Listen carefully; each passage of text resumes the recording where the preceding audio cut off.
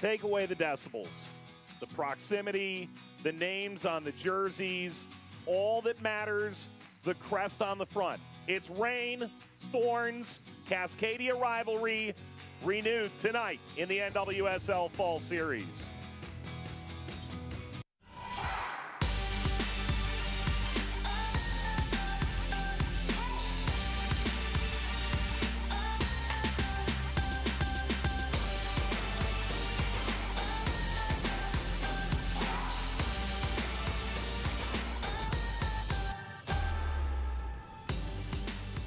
In Portland, Oregon tonight, it's the Cascadia rivalry as you've never seen it. Behind closed doors at Providence Park, the Portland Thorns and OL Reign are ready to take their rivalry back on center stage. There's a lot on everybody's mind, but this is a big one tonight. With Kalen Kyle, the former Canadian international, Mike Watts on hand. OL Reign, a win here. They are tied atop the standings. Portland, you get a win here, you're potentially running away with the NWSL Fall Series. Yeah, the standings are so close at the moment, so this is a big match for both teams, both coming off games against Utah, so definitely want to make their mark here tonight. And this is a tough one for me because I've played for both teams. I mean, what teams haven't I played for in the NWSL? But it's going to be magnificent. Both coached by absolutely fantastic coaches and some absolute golazos from both of these teams past week. No question. Here's what Portland did against Utah. 3-goal win. They looked like the Portland Thorns we know. They were absolutely dominant. And this one for me, Lindsay Horan, she absolutely bossed the midfield around. She would play both sides of the pitch, but they just didn't allow Utah to breathe.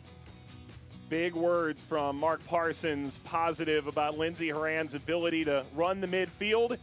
And this Thorns side, even though they won't have a home crowd behind them, are ready for tonight's match nonetheless. OL Reign, last time out, fell behind by 2 goals at Utah. They were not deterred. They would level this thing. Yeah, I mean, coming into this match, to have 4 goals scored in the first half, but going down 2-0 early on, they didn't seem defeated. You see here a gorgeous little bit of build-up play, ended up finishing 2-2. They're definitely going to want the win here tonight. But this goal for me right here on the wing, Jasmine Spencer, I was lucky enough to play with her in Orlando. Absolute star, both on and off the pitch. Such a professional. Her pace and her ability 1v1 in the attack is like no other. And this woman right here, absolutely phenomenal. I've played against her with the U.S. women's national team.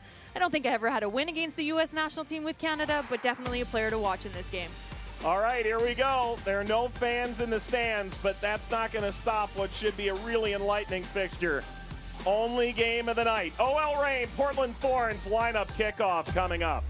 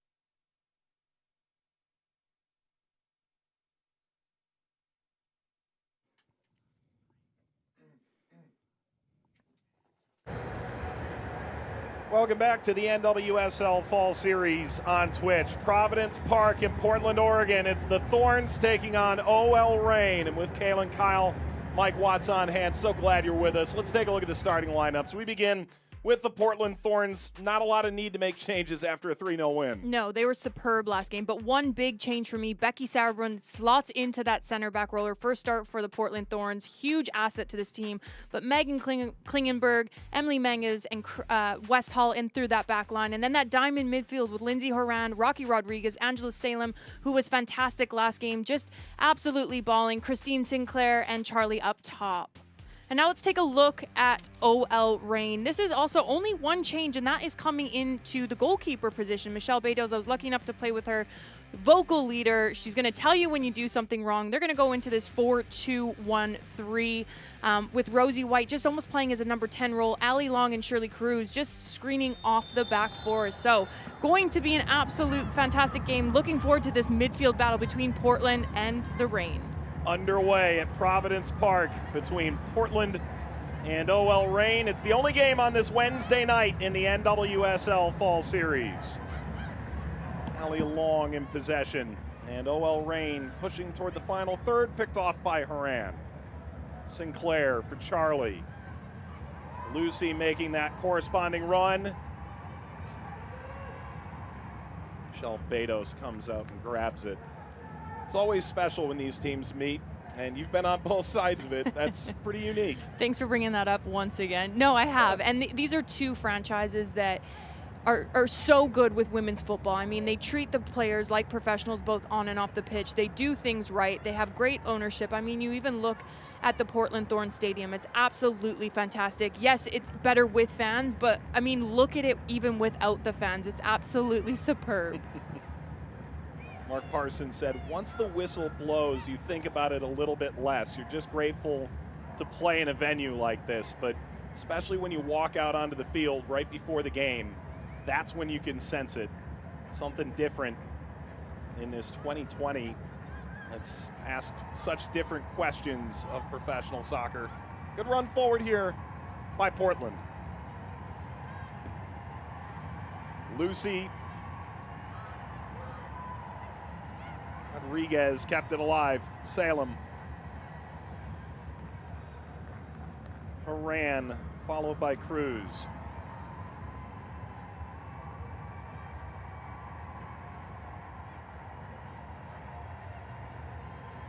Sinclair. Klingenberg's gotten high up the field. Horan maybe picking up some chalk on her heels at this point. Sinclair delivers the cross too high for Charlie, bounding down at the penalty spot, and the foul with Long being chopped down. And the Reign are going to have to be so careful down this left-handed side because you have Megan Klingenberg bombing forward. She's got an absolutely deadly cross with that left foot. Lindsay Horan, and like I said in the pre-show, she can play both sides of the ball. So you see her at the 6-yard box defending, and then you see her out on the left-hand side 1-2ing with Charlie and Klingenberg, and they can just whip crosses in. Their distribution is second to none. But the player I want to really focus on with Portland that kind of makes this all happen as the conductor of this team is Angela Salem. She's back from injury. Once she gets on the ball, she just makes it look effortless. She sits in pockets, her head is on a swivel. She can switch the ball from left to right, and she makes it look so calm, and that's what you need in a defensive midfielder. Huerta pursues. That surprised you and I when we spoke with Fareed Benstiti, the idea that we'd see Balser revert back out to the wing and let Huerta run play up front. Yeah, and we saw this the last match, and Huerta was on that goal for the assist where she let the dummy go through her leg. She's a really smart player, but what he really wanted to do is he doesn't want Portland to set in. He wants to high press this team. He wants them to feel almost uncomfortable. And you can kind of see here, too, that Reign is pushing them down this down this right-handed side because they're so focused on trying to get down the left-handed side with Klingenberg and Lindsay Horan. And speaking of defensive midfielders, I could talk all day long, so sorry if I keep cutting you off. But, I mean, you look at the midfield for the Reign. Allie Long, absolutely world-class player. I mean, won the last Women's World Cup. But again, it's so important, especially in the NWSL where it's such a transitional game, to have such a strong defensive midfielder that's comfortable being on the ball, conductor of the team, leads both on and off the pitch, and is very vocal. And we see it here with Angela Salem for Portland, and we're seeing it here with Ali Long. You can cut me off all day. You I can think speak most now. fans would appreciate it. You can turn your mic on now. OL Reign working out of midfield here. Cruz. Jasmine Spencer works in on Klingenberg. Bypassing Haran, Cruz, service, header, snap, great save! Eckerstrom out of nowhere to lift that over the bar. And that is a world-class save. This is extremely difficult. Take a look at the replay here. This build-up on the right-handed side. The ball comes in. It's whipped in away from the goalkeeper. So goalkeeper can't leave the line. Defenders can attack this, but it's fantastic. Just with her left arm, the strength, the ability just to push and tip that over the bar. Absolutely fantastic already from the Reign that we're seeing. Balser picking up one of the 2 goals in the draw against Utah on Saturday, and their only goal during the Challenge Cup. 5 of OL Reign's last 15 have come from Balser.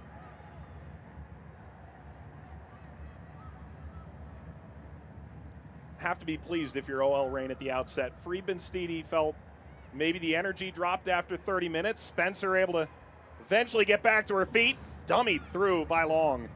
And this is where Spencer is so dangerous. The ability, because she's a smaller player, but she's so powerful. Oh, hold on a second here. Sinclair, Charlie, Betos. There's plenty of contact. Referee points. This is simply going to be a corner. I'll touch back to Jasmine in a minute, but I want to talk about Charlie as well. We saw her in the last match, and talking to Mark Parson, the ability of her to take players on in the 1v1 here. You look at this, her strength, her power, her speed, and her finesse. She has it all as a striker, and she really opened that up last match. And you already see here opening it up. It's a bit soft. I'm glad the referee didn't call this. I never usually agree with the referees. I always used to give them a hard time when I played. But for me, not a penalty, especially this early on in the game, 6 minutes in. You never want to see a PK given away that early on. But it is a corner for Portland in the 7th minute. Megan Klingenberg plays this short, gets the return. Westfall pushed off by Cruz. Lucy got the shot away and curls this off target. There's a nice crisp pace to this game thus far. You knew this was coming, though. I mean, it's a derby. It's just a fantastic matchup. I mean, both teams have such talented players. You look at the OL Reign, players that are missing Fishlock, Rapinoe, Catley, Barnes, Lynn Williams, Jody Taylor. But then you look at their starting 11, and they have so much depth on this team. It's scary. So you knew this was always going to be a good matchup. And then you look at Portland coming off a massive 3-0 win, absolutely dominate against Utah. And you just look at some of the names on here. Becky Sauerbrunn, Christine Sinclair, Haran, Angela Salem, Rocky Rodriguez. And then mix that with youth. These youth players, what I like about this with obviously the talent that is overseas getting games, is that you have youth players able to come in and really show what they can do, show what they can bring to the NWSL, and hopefully make that roster spot in 2021 when all these players could potentially be coming back. In this instance, starting 11, plenty of experience. We spoke with Fareed Ben-Steedy, you saw him a moment ago, the first-year head coach for OL Reign. Said tough to keep everyone's mind on practice yesterday. Everyone was thinking ahead to today, and why not? Bounce there from Salem. Westfall under pressure, nearly heel tapped back into play by Huerta. Sauerbrunn. Haran widening out. Klingenberg. Easy play for Cox. And I've always been such a big fan. I'm a big fan of a lot of these players, but Klingenberg for me, she's feisty. I hated going up against her, and she expects a lot out of her players. She's very vocal in training sessions. She's very vocal on the pitch. And it's not meant to come off rude or disheartening. She just expects the best from players, and that's what you want, someone like her on your team. But then her ability to serve balls in with her left and right foot is so dangerous. Balser's available out there. Huerta eventually gets the ball there. The overlap. Cox, Haran as far as Long. And this struck on a line, knocked down by Eckerstrom. He's made 2 stops in the early going. And again, this is great from Ali Long. This is what makes her such a difficult player to play against, is she makes it look effortless. She doesn't overrun. She sits in the biggest spot. She collects the ball, and she's very good at reading the flight of the ball. And what I mean by that is, we just saw it there. Stood there, knew the ball was coming down to her, didn't take that extra touch, just played it on the first touch and got the shot off early. So absolutely great player as well coming from Ali Long. Salem. These 2 teams met in the Challenge Cup in the final game of the group stage. Floated long, and Betos is there. Finished scoreless. Very rare scoreless draw. Only adds to the expectation that we wouldn't see it 2 games in a row. And this back pass rolls out for a corner. Great high press from Portland again. When you play against a diamond midfield, it almost feels suffocating because you have Charlie, you have Lucy pressing on. They're playing high, almost at the 18-yard box. Then you have Christine Sinclair, world-class striker, top goal scorer for both men and female in the international game, sitting right underneath there. And then you have that midfield extra 3 of Lindsay Horan, Rocky Rodriguez, and Angela Salem pressing on. So Reign are going to need to be smart trying to play out of the back. Klingenberg, another short corner, this from the opposite side of the previous. They have Westfall out there. Backstops it, pressure from Balser. Salem clips it ahead, Charlie racing. A little bit of a shoulder charge there. Oh, that's nothing. Nothing. That's Betos in a nutshell. I can't speak highly enough of her either. I mean, she is just an amazing human, first and foremost, but then an amazing goalkeeper. One of the best professionals that I've ever played with, and just someone that you want in your locker room. She's always laughing. She's always getting people.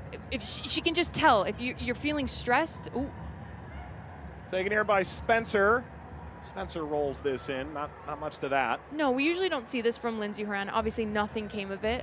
But again, this is Jasmine Spencer at her best. She's a pest in the nicest way possible. She's always in and around the ball. She always gets stuck in. She always gets that last toe on her. And then on the offense, the dribbling ability. When you think you have her, well, think again, because of her pace gets her out of trouble and her strength. Sits right on the line. Now it's a throw.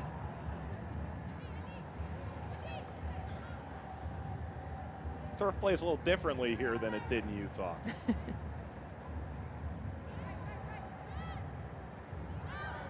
These are 2 organizations that stress so much culture. And you speak about it with Klingenberg, you talk about it with Ali Long, Lindsay Horan, Christine Sinclair, right down the list. Horan, too much space. Horan takes the shot. Salem kept it alive.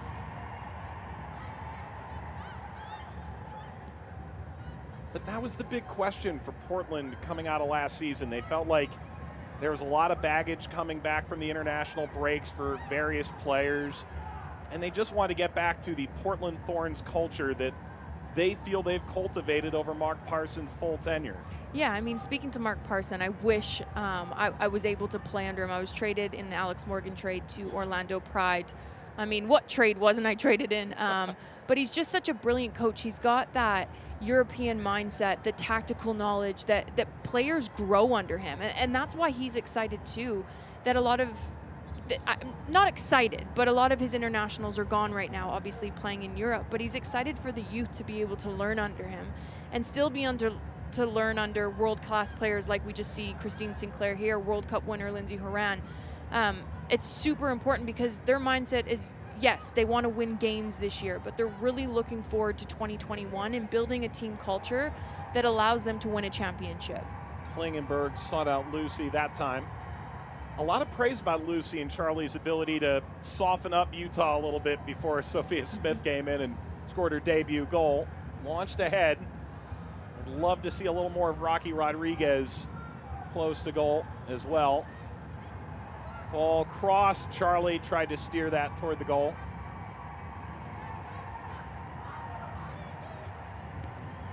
Westfall didn't challenge Betos.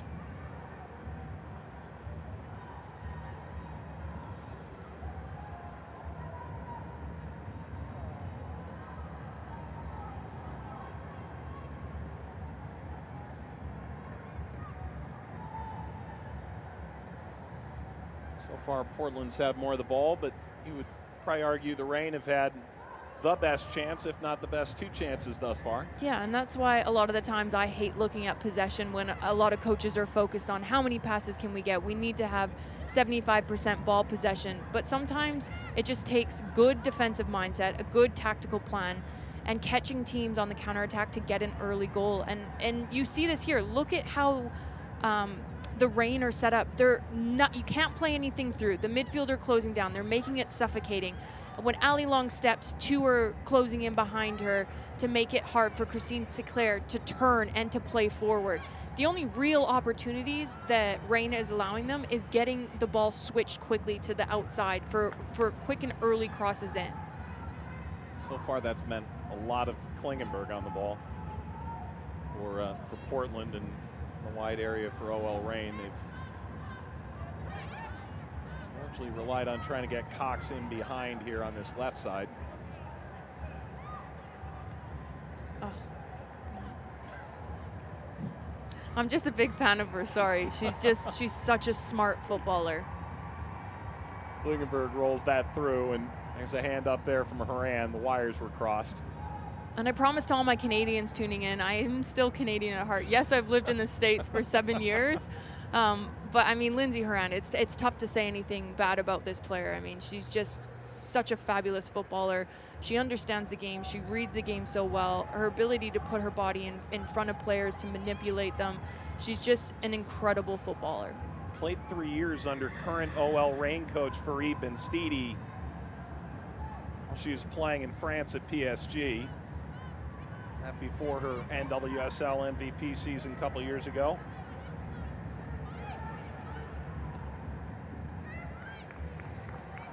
It's interesting to hear someone with 100 caps. You yourself, I'm sure, have some fans. Charlie, a track star, getting after this. That's enough from Brooks.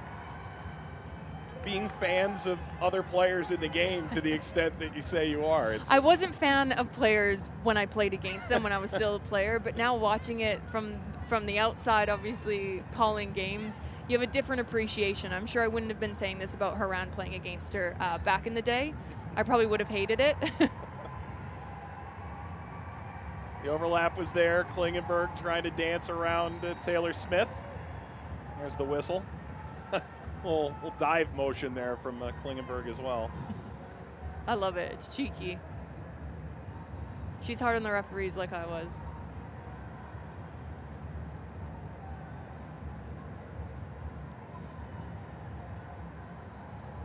And the kind of player didn't make ODP until she was 15. Played overseas. Had to work her way into the national team picture. And of course did so with aplomb. A black belt too, I've been told. Long run down the line here. Huerta, options in the box. Got the cross away. Couldn't keep it in play. And again, this comes from great defensive structure from the Reign. Extremely tough to break down centrally. And that's what they want, because you look at Portland. They have almost a 4v3 in that midfield unit with Christine Sinclair. I can't call her by her nickname, can I? Rocky Rodriguez, Angela Salem, and Lindsay Horan. So they have to be tactically so smart and so difficult to break down through the gaps. And you see it here, Ali Long pushing people forward, telling them where to step. And here, you just see her, the little point to the center back. Do you got Christine Sinclair so I can step up? It's just smart heads-up play. They're pushing everything out wide and making it extremely difficult for Portland to break down through the midfield.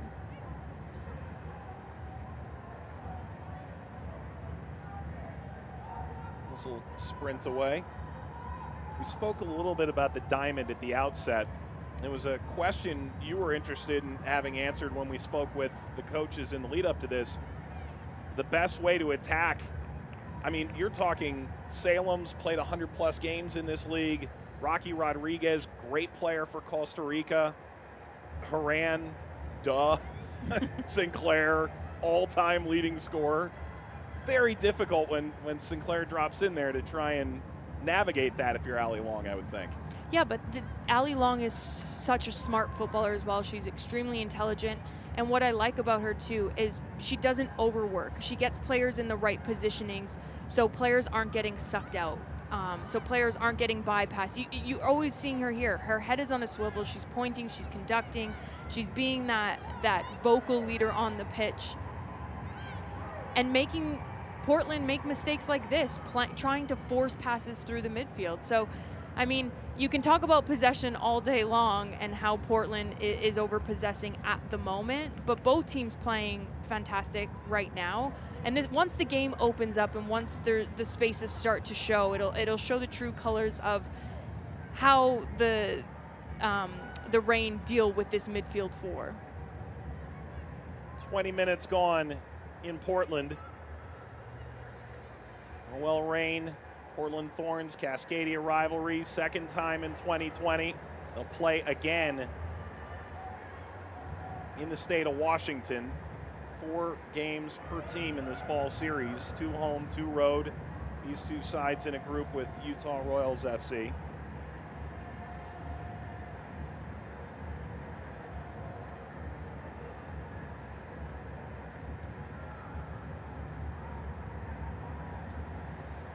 Spencer, that's a good turn, but Haran slows it for a moment. Sought out Rosie White.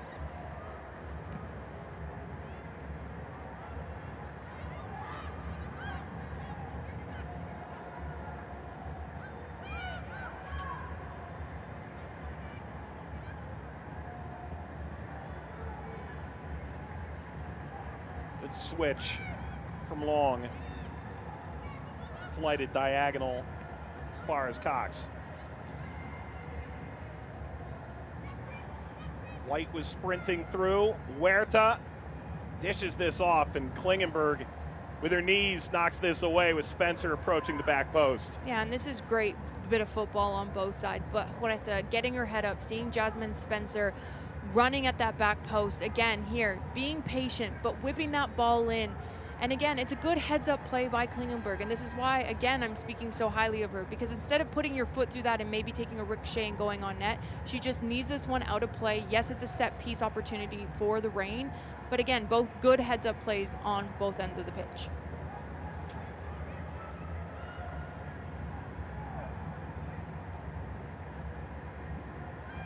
Service delivered this time, and Balser was able to race over there and sort of skid it back. That's easy enough for Ackerstrom.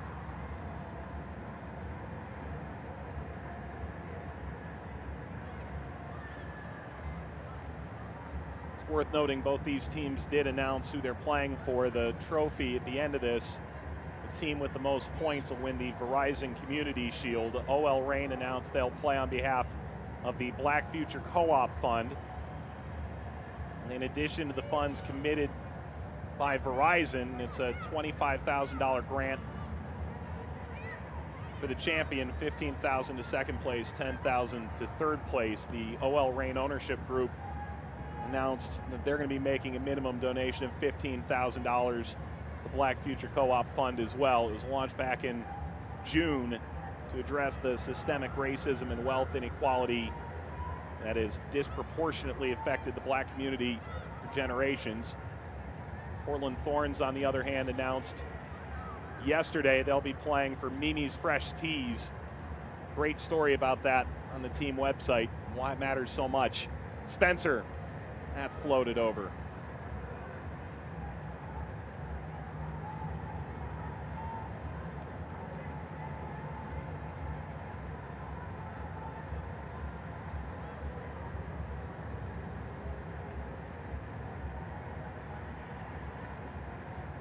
If you're these teams right now, are you comfortable with the level at which this game is largely played a bit closed? I mean, we saw the game last week, I guess over the weekend, come to think of it. OL Reign in Utah, the first 30 minutes of that game, end to end, almost impossible to keep your neck from being sore from turning back and forth so much. Yeah, and that's what happens though when you haven't played football in an extremely long time, when you've had stop-startage of play. I mean, you had to go into a bubble completely different. Now you're losing a lot of players going overseas, playing there. So it's always going to be a wishy-washy in the first 20, 25 minutes. It's going to be an open game. People haven't played together. They're trying to find that partnership and that relationship on the pitch, both on the pitch and off the pitch. And it's a weird one. You're playing without fans. It's extremely difficult. The mental side of football, I would say, is 75% of it. I mean, if you're having an off mental day, especially when you're playing in front of fans, it's just completely different. You get this thrill, you get this excitement. Let's just take a little replay look at this. I think she'll be okay. It's Sinky. She's tough. She's tough as nails, that one. But yeah, again, it's mentally so difficult to play under these circumstances, and these players have done it under, I mean, playing in a bubble in Utah, now doing games like this without some of their big stars on the team, and we're seeing great performances. This first half already, for the first 24 minutes, has been superb on both ends of the pitch. Snapped up by Betos. Great to see Michelle Betos, who of course scored one of the great goals in Providence Park history. Think about fans at this stadium, special moments, that goal back in 2015 that she scored, but a ruptured Achilles back in May 2019, returned in the Challenge Cup. Gets the chance to start today. The only change in the OL Reign lineup with Murphy to the bench. Brooks, pinpoint.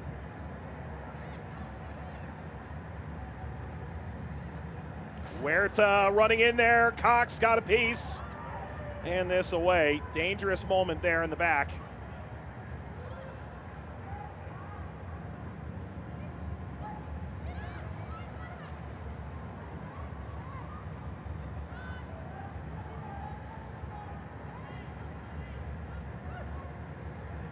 Huerta.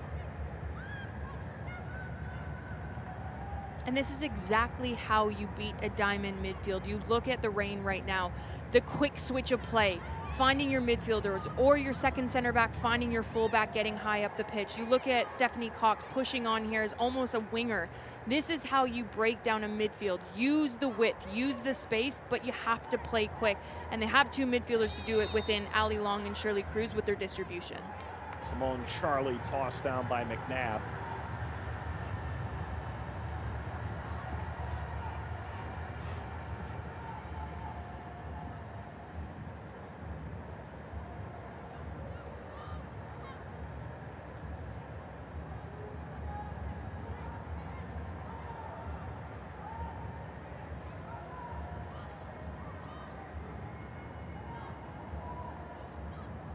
Mangas to drive this away.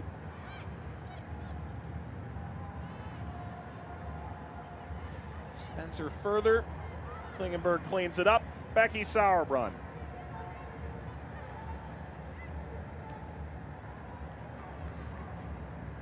Taken away by White high up the field.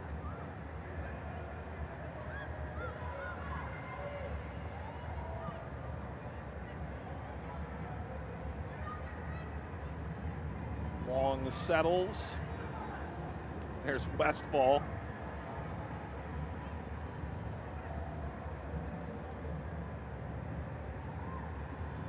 Westfall was out of contract in Seattle. Rights were traded for a fourth-round pick to come into Portland. One of a handful of players in this game who know both sides, as well as Kalen does. Stop throwing that in there, all right? People are going to get on Google and be like, what? She played for 5 different teams in the NWSL when there was only 8? I just saved you your Google search, guys. Don't worry about it. It's possible that just means so many teams wanted you. Or wanted me off their roster. If I could be traded for Alex Morgan, if I had that much value, I was traded with her, so they were like, just take her as an extra. Yeah. Sauerbrunn.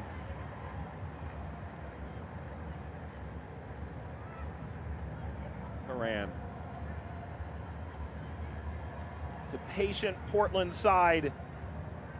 We enter the 30th minute.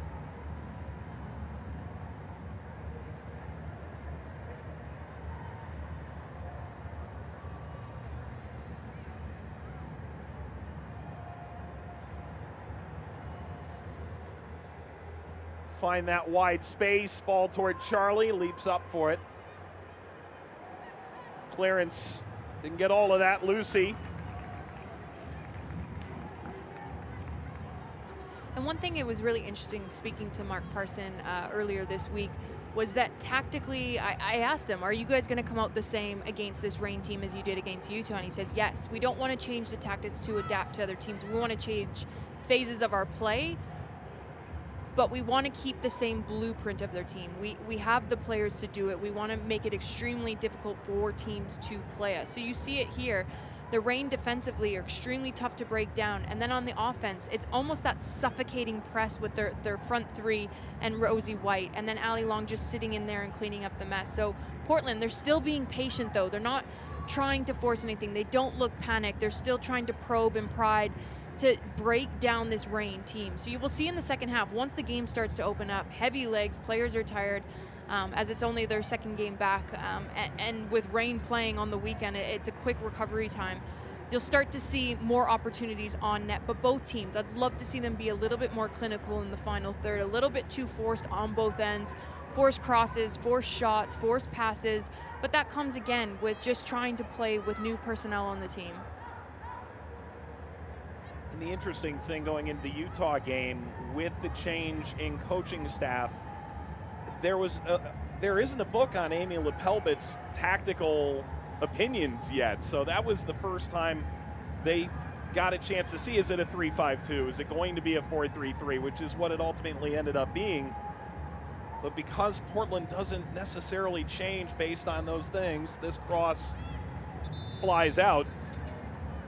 Really, they just had to identify what was in front of them and then figure out how to latch their principles to that. And this is why you have some of the players that you do on the pitch. I mean, the Lindsay Horans, Christine Sinclair, Angela Salem, people that can read the game as the game is going on. They can make those tactical adjustments. They can tell players, we need you to pop into this space in order to break the back line down. And the Reign would have watched that, and we've seen it here already, that they're extremely difficult to break down. They don't want any through balls through the midfield unit. They want Portland to go out wide, and they almost set traps there. Play it out wide to Klingenberg, play it out wide to Westfald, and then we will collapse on you. Hydration break in this NWSL Fall Series Wednesday night match in the Cascadia rivalry. Portland 0, OL Reign 0, live on Twitch.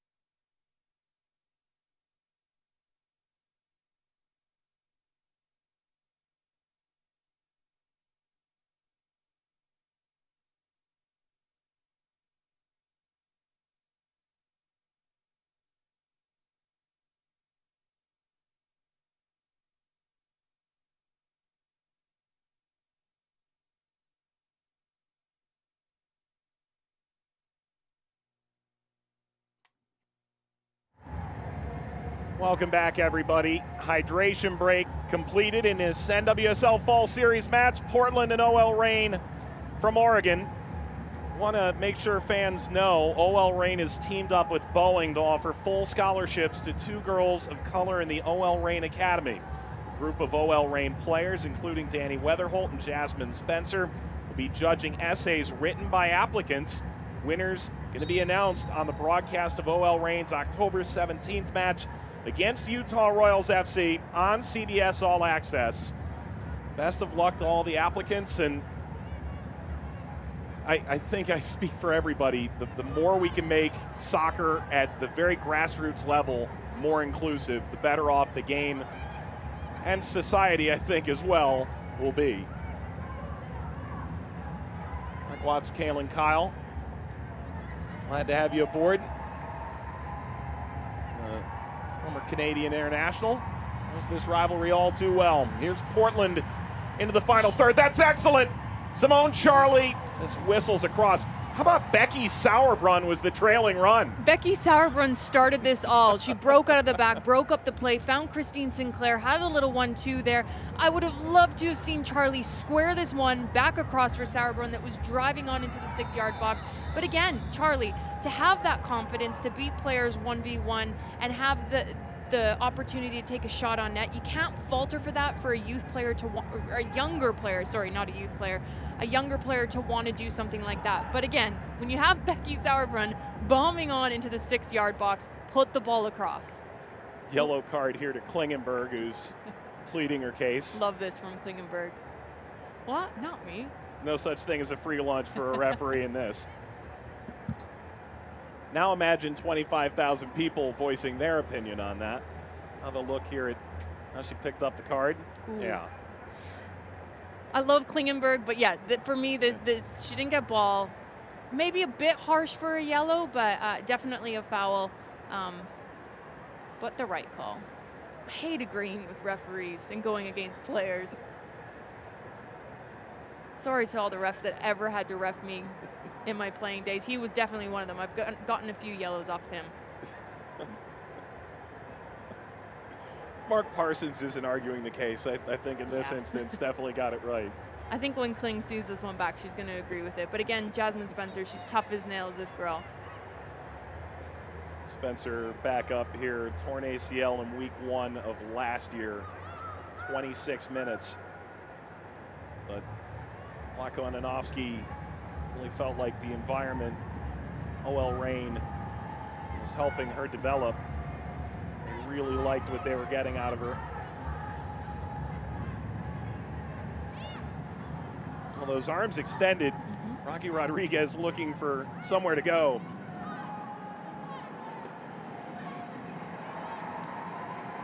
Lucy picked up by Charlie.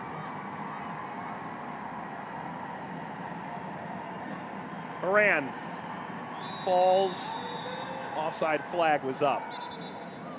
Yeah, I want to jump back to what you alluded to there. Rocky Rodriguez dribbling past with her arms up because of not so much frustration. I don't want to use that word because they don't look frustrated at all. But this is what happens when you are playing against a tactically good side defensively.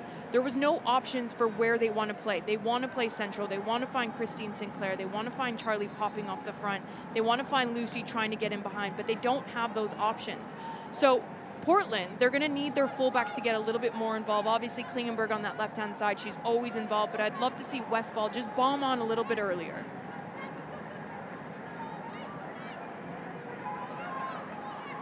Back pass, and Sinclair knows no pass she won't chase.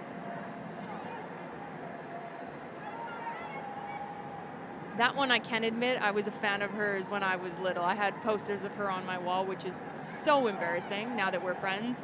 It's not, though. No, it is. But I feel like every Canadian boy or girl who loved soccer of our general age group probably would have had a poster of Christine Sinclair up in their room. What's wrong with that?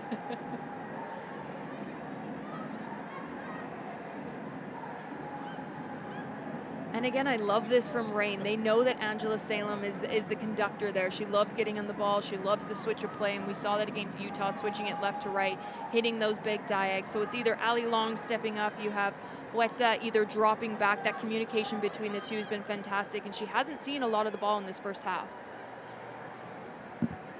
That is so under control. It's back to Sinclair from Lindsay Horan.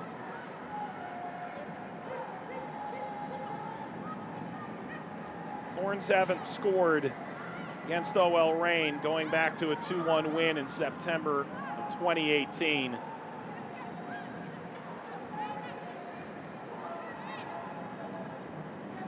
Trying to pick something up here late in the first half. Horan. Everybody's appealing, and Spencer, chief among them, didn't feel that had come off her.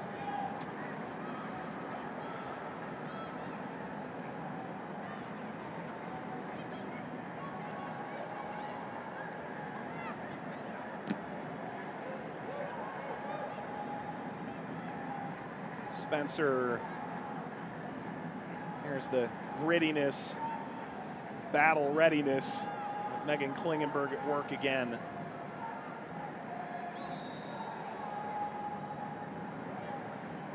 Long and Horan meet there.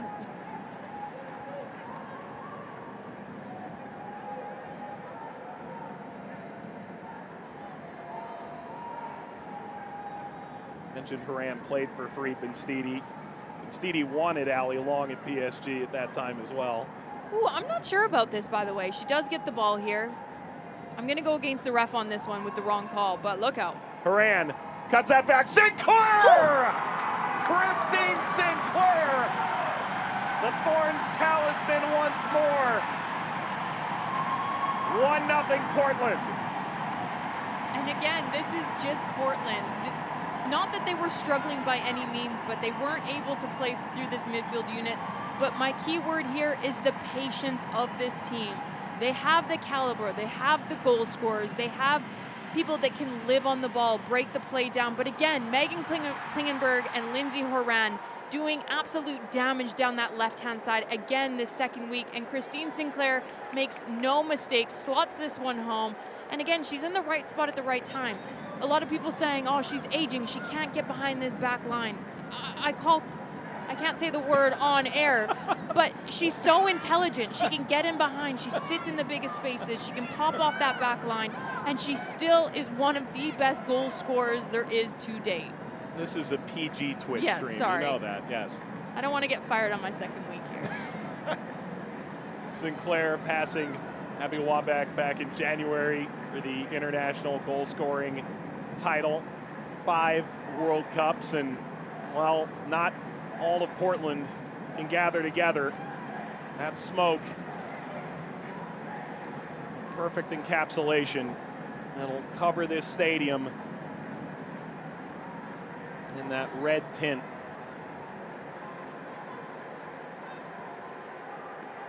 And ultimately, there are so many problems in the world, and it's great that we're able to play this game given everything going on around us to begin with. But you are gutted for the fans. You live for games like this. This is the game you get your season tickets because you know you want to make sure you get a ticket to this game. You do, but if I can say anything about the NWSL is the fan support is literally second to none. I'll finish that thought in a second. Yeah, because Huerta's in the box, sliding down. And Portland clears this away. But yeah, I've never experienced fans like this. I mean, even as a player, the support is phenomenal. Even during the World Cup, it's incredible. They follow these teams around, they follow these players around, they buy the jerseys, they bring their sons and their daughters to the games.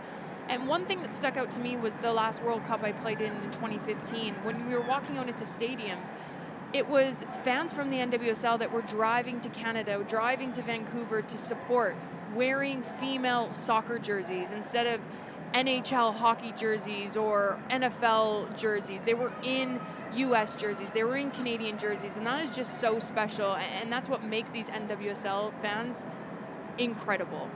I can't find the right word for you guys, but you're absolutely amazing. I sense it more in your tone than the words.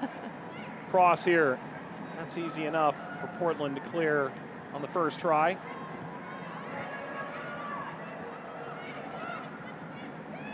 Floated ball. Collected by Ackerstrom. Coming up at halftime, we'll tell you about some of the other games over the weekend. We already highlighted that OL Reign Utah Royals FC game, but 2 others in the remaining 2 pods of the NWSL Fall Series. Take a look back at Christine Sinclair scoring once again as well. It's coming up at halftime here on Twitch. The stat that blows my mind, because her counting stats in the NWSL are extraordinary, has never scored double-digit goals in an NWSL season. Did it in WPS, but it's this consistent run of form over such a long time in Portland. And she's done it again here against the Thorns' biggest rival. Service here. This bounces. Lucy! Lasted that. It's off frame. It's just wide of the post. Oh, and she's smiling because she is absolutely feeling herself on this one. I love this. She doesn't take a touch. She hits this on the half volley. It's a great chance, great opportunity. Let's take a look at this again. Again, Klingenberg. If you look at the crosses that she puts in, they're always whipped in, super easy to read for an attacker and extremely difficult to judge as a defender. And what I mean by this is it's whipping away from the goalkeeper, but then in behind the back line. So it is a striker's dream, and you see Christine Sinclair there just flick it on, and Lucy just missing that opportunity. But I love the confidence to hit it on the half volley.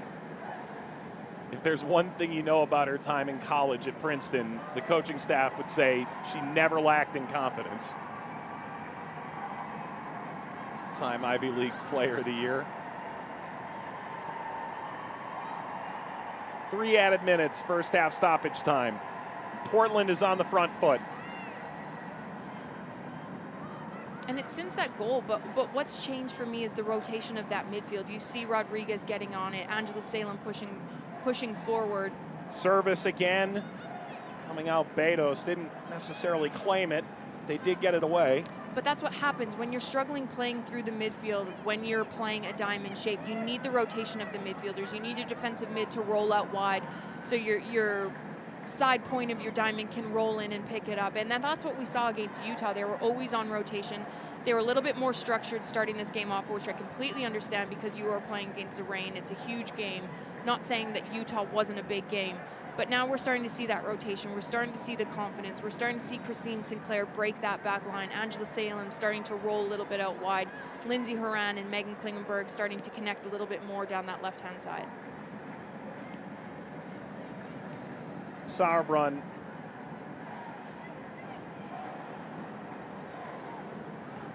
Charlie sprinting, left a little bit early. Offside flag was up.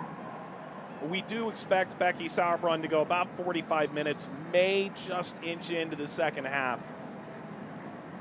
Really hasn't been tasked with all that much inside in this first half by OL Reign. A lot of it's been funneled wide to an extent. That's what you think. It's because of her positioning is so extremely good, though. She makes you want to play outside. You don't want to go up against her in the attack because you know 9 times out of 10 she's either coming through you, she's getting a last-ditch tackle, or she's winning it in the air. And so that's why the Reign are trying to play wide, not really necessarily trying to play through. That also because they are playing against a diamond.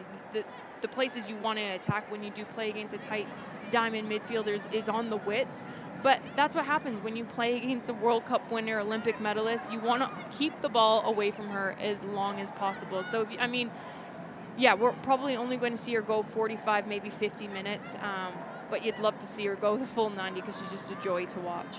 Sauerbrunn combining their partner in the back, Menges. I love what Mark Parsons said about her during the Challenge Cup leading into the first game as Horan has to backpedal a bit. Blew my mind how much she improves our defense, the way we play, our locker room, adds 10% to everybody in our room by her presence. Lucy pressing here late.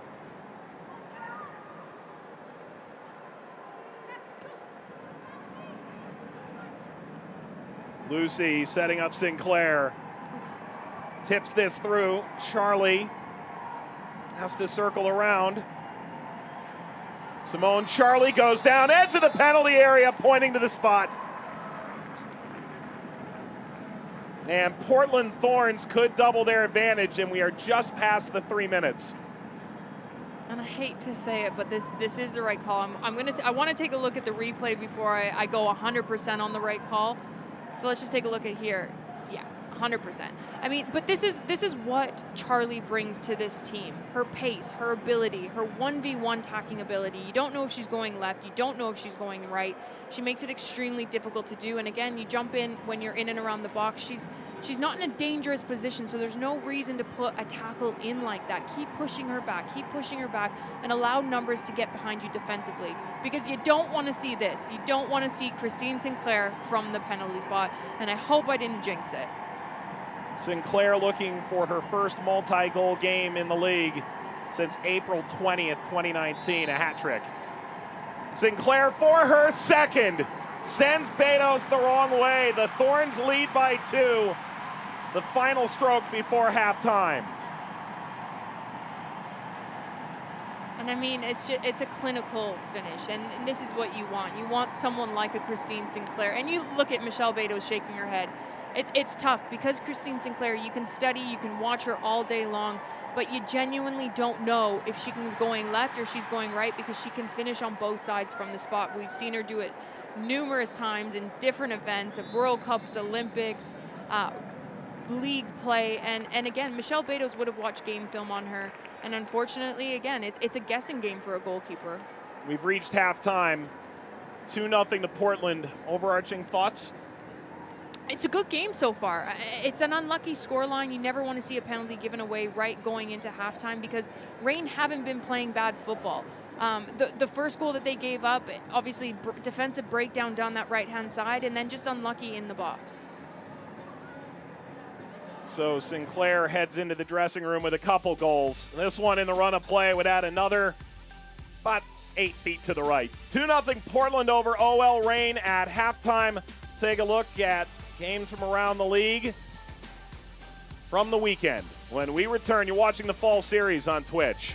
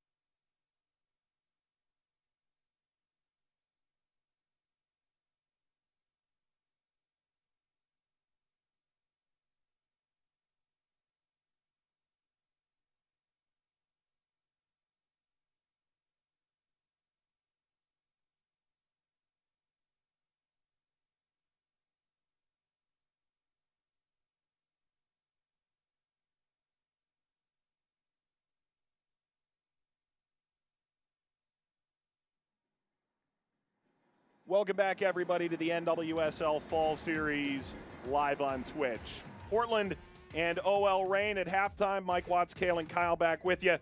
Plenty of great action over the weekend. Thought we'd recap it for you. We begin with the Chicago Red Stars taking on the Washington Spirit. You had to know this one. We go down to the end. Lubert finds McCaskill opening goal, 72nd minute. Yeah, and this is just a brilliant play. Wins it in the midfield, goes out to the flank, and look at this foot skill. The little step over, beats her defender, puts this in behind the defenders, crashing into the box. Great finish. And then Washington answers, 88th minute, Crystal Thomas. Sometimes you make your own luck. Yeah, and this is just sloppy defending. When you're playing the ball back to your goalkeeper, it needs to be hard, it needs to be direct, or do not play it back. Put your foot through it and get it up the pitch. Also on Saturday, the Houston Dash NWSL Challenge Cup champions taking on Orlando Pride. This is a lot of Canadians. I feel, yeah, it was Canadian to Canadian. Sophie Schmidt to Nichelle Prince on that first one. And then again here, a little bit of a turnover, so I'll take it easy on my Canadians, but it's a fantastic finish. Wins this ball, slots it home. But then Sophie Schmidt steps up from the PK spot, and she's never missing that one. Christy Mewis on this set piece goes a little bit long, but again, Sophie Schmidt takes this touch around the defender, puts it back into the mix, goes on a handball, but ends up going in the back of the net anyways. It's a fantastic performance from the Houston Dash. Vigiano has the Pride's first goal of 2020. Prince, Schmidt, and Groom score for the Dash. There's your score at halftime here between Portland and OL Reign. We're back with more of the NWSL Fall Series next on Twitch.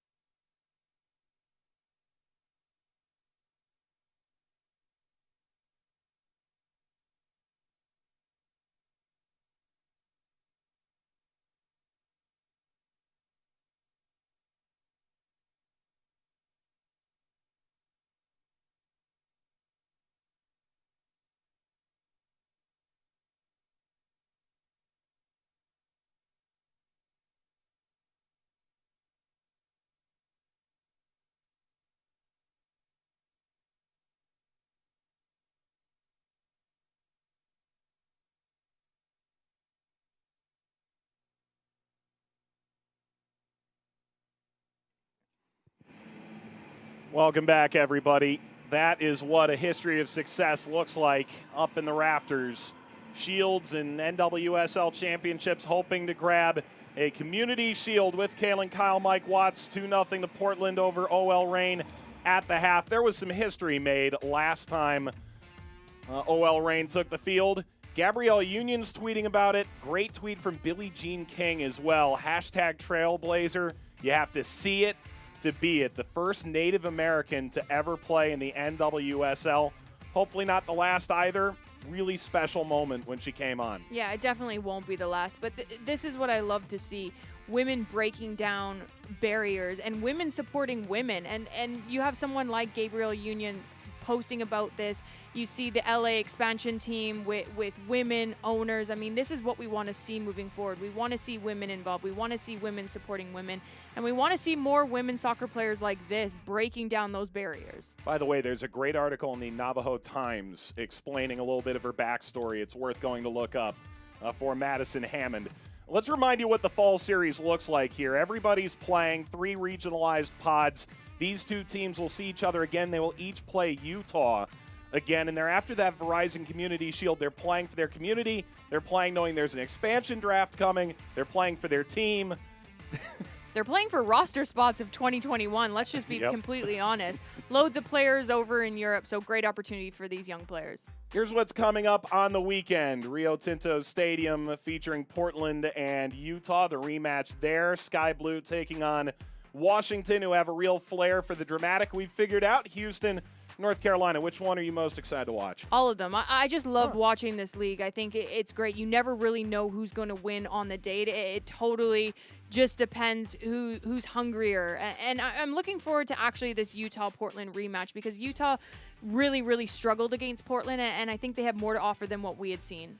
And, of course, staggered starts, so you'll be able to catch them all live. It's Portland and OL Reign meeting up here on this Wednesday night at Providence Park. 2-0 Thorns over Reign. First half highlights when we return on Twitch.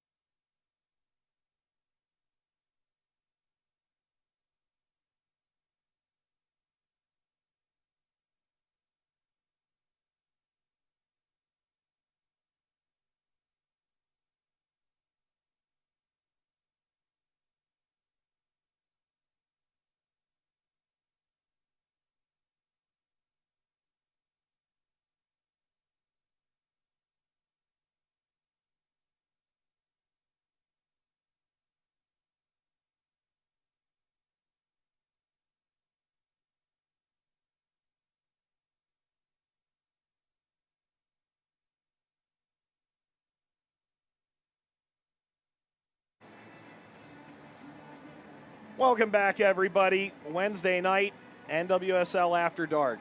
And it's the Cascadia Rivalry, too. Doesn't get much better than this. With Kalen Kyle, Mike Watts, let's take a look at the first half highlights. It is a 2-goal lead here for Portland Thorns, but OL Reign had a couple chances early. Yeah, and it's a brilliant save, but good build-up play, great ball in, ball sweeping away from the goalkeeper, fantastic header, but even better save. You look at this, bottom ham just tips this up and over the bar. Ackerstrom denying the reigning Rookie of the Year, Bethany Balser. Impressive start in goal for Ackerstrom. this is the attacking prowess we know. Sinclair trailing, Horan doing a lot of hard work. Score it. And again, this is just brilliant from this left-hand side, but it's actually Lucy that pulls away, that opens up this space to allow Horan to run through and allow Christine Sinclair to do what she does best, and that is to put the ball in the back of the net. And Sinclair would have a chance to double her goal tally. Down goes Simone Charlie, Taylor Smith.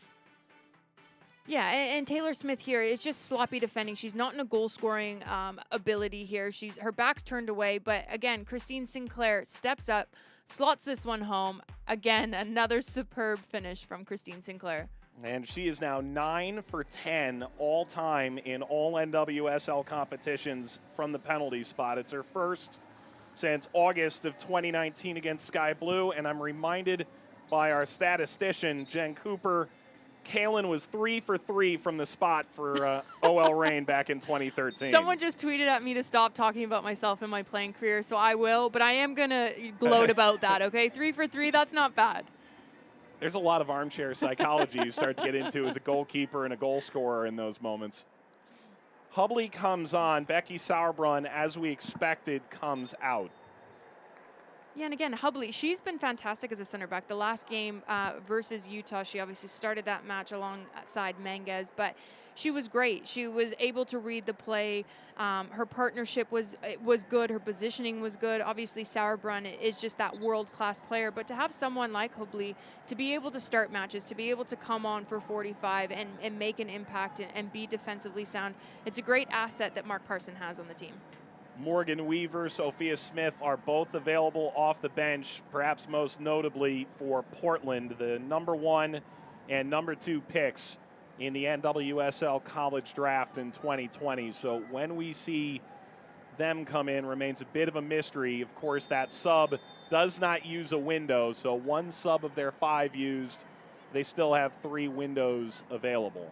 Underway in the second half between Portland and OL Reign, and Smith battling here with Simone Charlie. Slides in this time, leads to a corner. Hubley in at center back will play alongside Emily Menges. And it was something we saw there right before this half commenced. Fareed Ben-Stidi, the head coach for OL Reign, speaking with Taylor Smith a little bit and the confidence to go into that challenge after conceding a penalty right before the half. Yeah, and again, that's talking about the mentality of players. I'm just going to let this play just in case something happens off it. I'll jump back into that thought in a minute.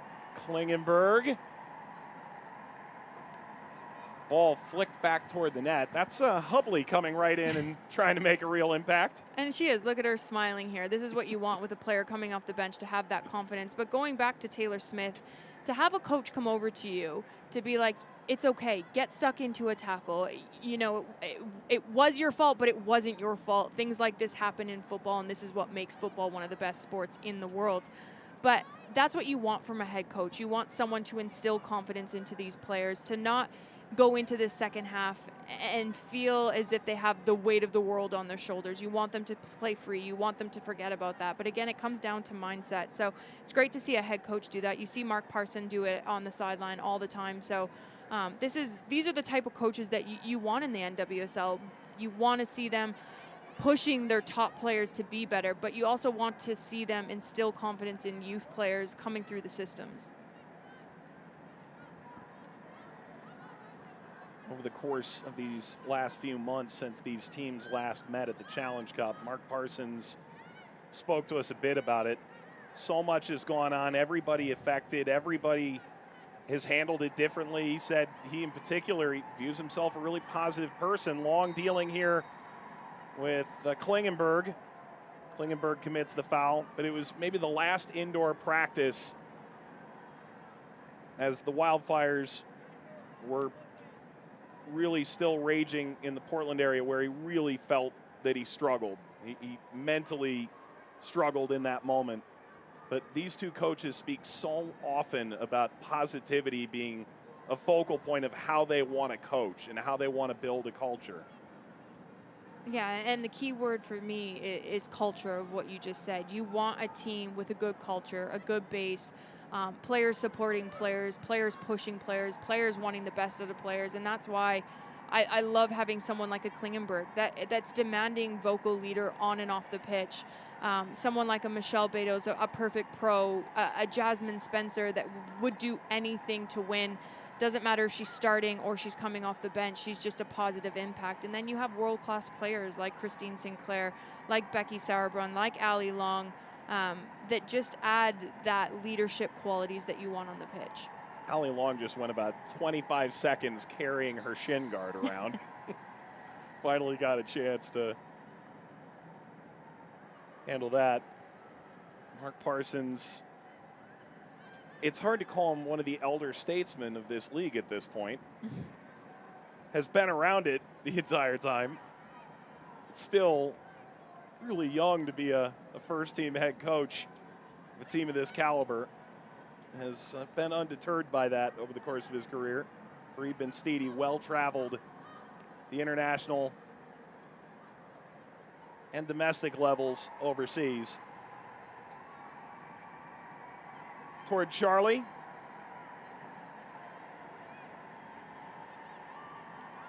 .49 minutes gone. Portland grabbed 2 goals in the last 10 minutes of the first half. We're at Providence Park. Canadian international Kaylin Kyle alongside Mike Watts on this lone Wednesday night game in the NWSL Fall Series. Game postponed due to air quality a few weeks ago. And the second meeting between these two bitter rivals in 2020.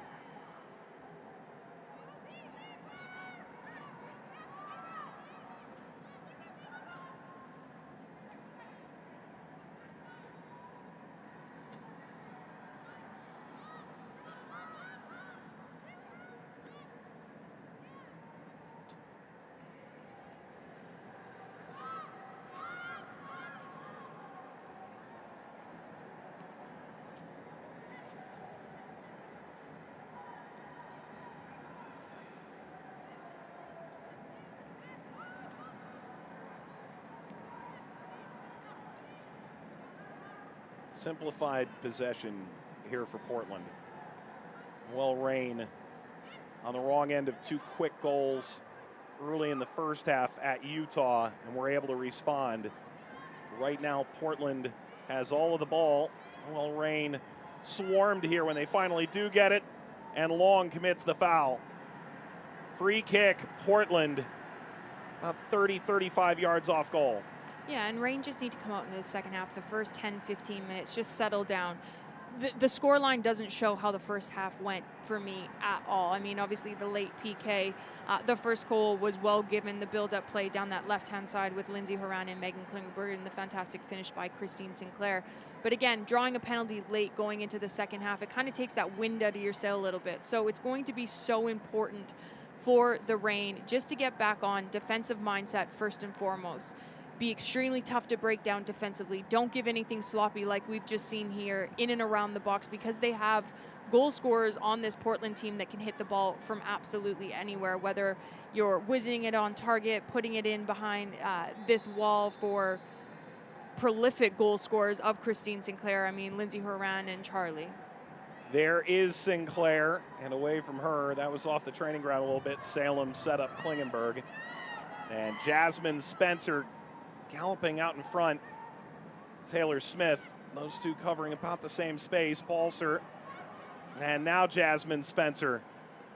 Spencer floating this out of play. Yeah, and this is much better from the Reign. Just being calm, just collecting the ball, not forcing anything. Again, though, I go back to what I said in the first half, just being more clinical in the final third. I mean, we've seen time and time again, maybe a missed shot coming off like we just seen from Jasmine Spencer, or not a good enough cross in behind the back four.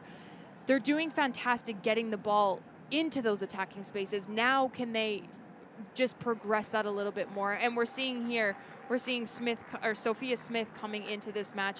And we saw her come into the Utah match, and she came in at the perfect time when Charlie and Lucy broke down the back line and allowed space. And talking to Mark Parson, it was a perfect game and perfect minutes for her to come into the match, because she was able to come in where the gaps were opening up, where her quick pace and her ability to get in behind the back four. But what impressed me the most about her is the ability to come from college into the NWSL, the mindset shift, the ability to read her defenders, her movement both on and off the ball, to suck defenders out. And we saw that, and that was why she scored a brilliant goal.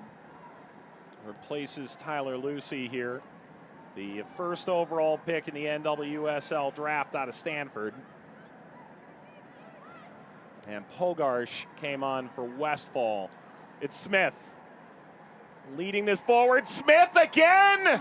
This deflects back. She scored 3 minutes into her debut and nearly ran by that time. Klingenberg off the back of Haran. She's thinking in her head, Lindsay, just duck or get out of my way. But I want to go back to Sophia Smith. I mean, her first touch even coming onto the pitch, and we saw it this last game, and this is what I mean by a younger player, but her ability, she knew, get that touch face forward, and she took a tight touch there. Then she allowed Christine Sinclair to get sucked into the game and tried to create the biggest spot for her, and had the ability and the confidence to take the shot herself. Spencer, there's a lot of room out here. Spencer trying to cut inside. Sends that seeking out of play. And again, I feel like a broken record, but Spencer, this is the second time. She just needs to be a bit more calmer on the ball, have the confidence to allow other players to get in. They had 4 or 5 players inside the box, so just don't take a sloppy shot because you're down 2-0 right now. It's only 54 a minute.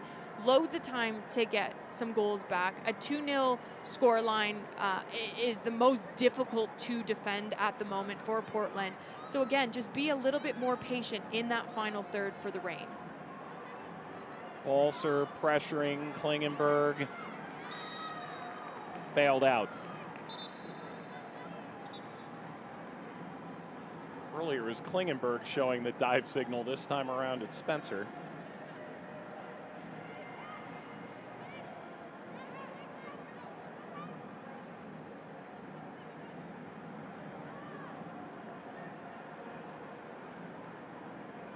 No more warnings. Seems to be the takeaway.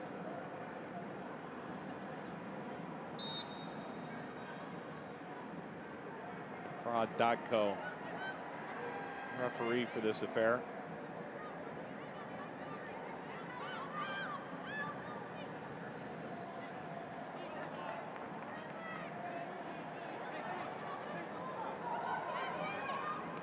Spencer this time whips that out in front of Rosie White. Good idea, though. Yeah, but again, good idea, but 3 for 3 now in that final, just giving away a sloppy pass. I absolutely love Jasmine Spencer. She's an amazing player. But when your team is down 2-0 and you just had Ali Long fighting in the midfield and getting past 2 or 3 players, this is what you want. You want a player like Ali Long on the ball and then finding outlets like a Jasmine Spencer. But with Jasmine Spencer's pace and ability for 1v1, I know she's probably getting a little bit fatigued, but take players on. Try to find feet with your first pass because now they're defending again. Haran. Klingenberg. Charlie from the penalty spot. Oh! It's incredible. A legend is born here. It just continues. Portland up 3 goals. Rocky Rodriguez took that out of the air and sent a missile. Mark Parsons chased her for 3 years, finally got her on the team. What a goal. What a goal, but the ball in from Charlie. She's been brilliant these last 2 games, puts it on an absolute platter. And I think I just like saying her name, but Rocky Rodriguez, are you kidding me?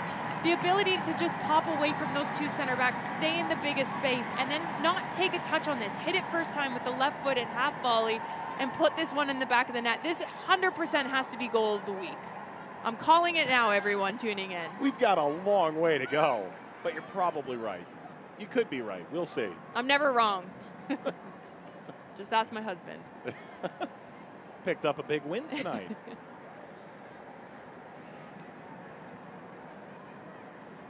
Floated long into space. Nothing doing here. It's funny when you speak with Mark Parsons about Rocky Rodriguez. At one point in a call during the Challenge Cup just said, Rocky, shoot the ball. There is an element where he feels maybe she's shown 50% of what she's capable of. Thinks she could be one of the very best in this league, one of the very best, if you're best in this league or among that group, one of the best on the planet. But said only one or two people in the league he felt really got after Amandine Henry consistently. Felt Rocky Rodriguez was one of those players. It's her ability, though, to be able to play on both sides of the ball. I mean, and to be able to play alongside the midfielders that she's playing. I mean, Angela Salem. So if she wants to get forward, she has someone in a defensive midfielder that she can trust. She knows she's always going to be there cleaning up the mess. And then you have Lindsay Horan that covers absolutely every inch of this turf. I want to say grass, but it is turf.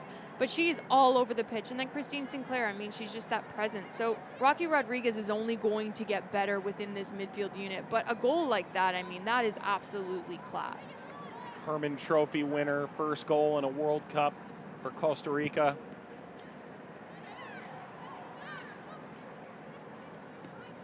One of the stars in CONCACAF, no question.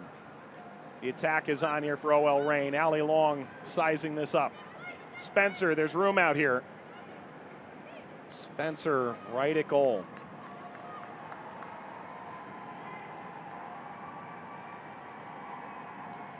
What I do like that the Reign are doing is they're finding Allie Long more. When you're down 3 goals in 60 minutes, you need to have a player on your team that can change momentum of the game. And what I mean by this is get on the ball, whether it is to slow the pace of the game down, speed the pace of the game up. You need to find someone like an Allie Long to change the momentum of in which this game is going at the moment. Played up the right-hand side. Smith. Nearly through the wickets. Betos, this will get out for a corner. Did well to steer that away from goal.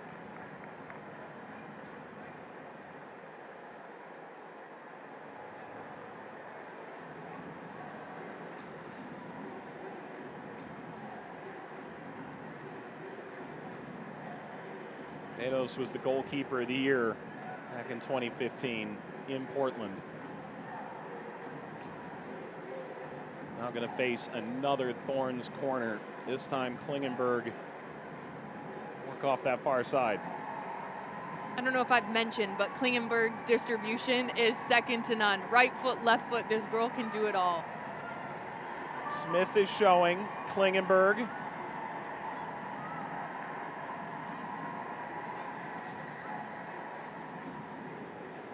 Running around, Hubley is nearby. Smith tried to pirouette through it. And I know they're up 3 goals for Portland, but and it might just be a personal opinion, but I have never really been a fan of short set pieces, especially when you have the goal scorers that you do in the box. I mean, Charlie, I don't know the height of her, but she's tall, she's great in the air. Christine Sinclair, fantastic as well in the air. Knock those balls in, especially when you have someone of Megan Klingenberg on a set piece that can hit those in right or left. Now, I know this is definitely something from the training ground that they've drawn up, so I won't take anything away from them, but I'd love to see them just put this one into the box, especially they're up 3-0. Why not make it 4? Oh, here it is, offside flag, no question. Betos really aggressive and brave. Horan, watch that skitter away off Betos' chest. Offside, no question. By the way, Charlie, officially 5'8", but an All-American triple jumper at Vanderbilt. I would think that's... She's got mad hops. Yep, and a phenomenal soccer player at Vandy as well. Tried out for the Olympic team and missed about 9 months college soccer during her time at Vanderbilt. And that Vandy team this year looks really good. Good ball ahead. How about this? It was Smith that time. Sinclair tried to get another one through. Salem. Betos doing well once again. Really laying it out there here. That's the ticket. Well done by Klingenberg. Haran able to win it back off Taylor.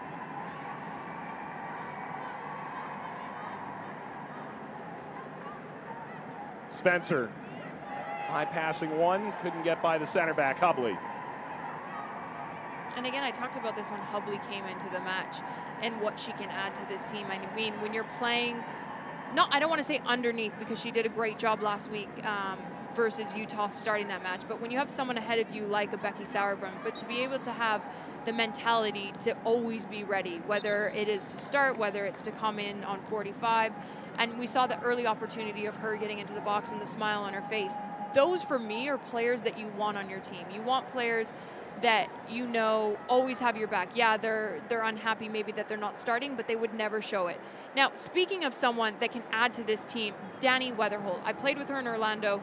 Absolute fireball, runs all over the pitch, gets stuck in, loves getting on the ball, wants to be on the ball, a playmaker as well. So I think this is a great substitution for the Reign to bring someone like her in just to disrupt that midfield, disrupt the round of play of Portland. And to be this conductor, you can already see her here. Play me to my feet, give me the ball, let me do something with it. And Leah Pruitt has come on for Rosie White as well.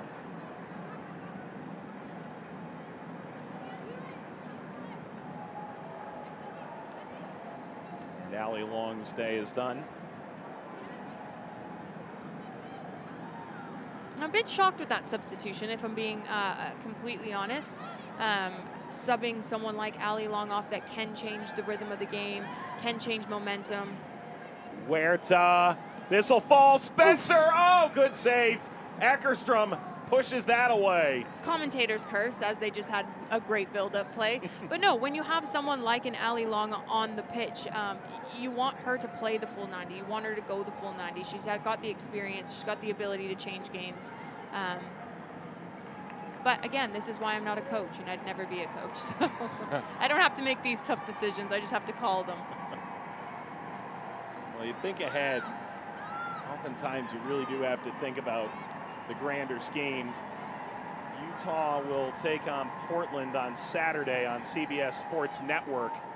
That's a 10 p.m. Eastern Time kickoff. And this whole fall series was largely predicated on playing once a week, but situation calling for a game on a Wednesday night means maybe you have to think about conserving some legs when this game's already at 3-0. Yeah, I'm sure Allie Long won't be saying that. Someone that wants to definitely go the full 90. But yeah, it's definitely something to think about. But it's going on with all the leagues. I mean, you look at the USL, the MLS, everyone's playing a Wednesday, Saturday, Wednesday, midweek games. It's not easy to do. If I'm being honest, it's not fair on the players. Obviously, this is a makeup game due to the fires out in Portland. So there's really nothing you could have done about this. But yeah, it's extremely difficult to do. But both of these teams have great technical staffs, have great nutritionists on board to get the best recovery and rest out of these players and get ready for that next game. So Allie Long either played last weekend. Of course, it's Portland playing Utah this coming weekend. So both teams playing 2 games in about 4 days. That's the potential thought on saving some legs. Into the wide area. This ball cracked across, lifted up by Haran and away. And for the first time, we're going to see Morgan Weaver